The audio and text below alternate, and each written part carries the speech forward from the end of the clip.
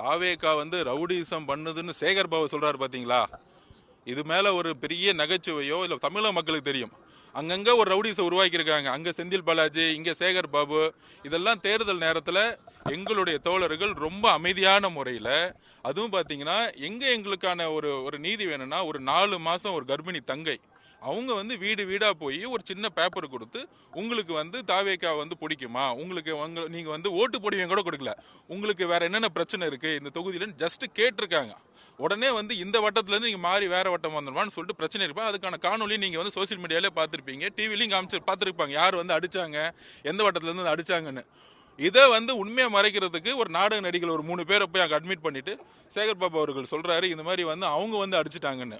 So இதுதான் வட சென்னையில் எப்பயுமே திமுக பரவக்கூடிய வெற்றி என்னன்னா, எப்பயுமே இந்த ரவுடிசத்தை வச்சு மிரட்டியே இது வரைக்கும் ஜெயிச்சுட்டு இருந்தாங்க.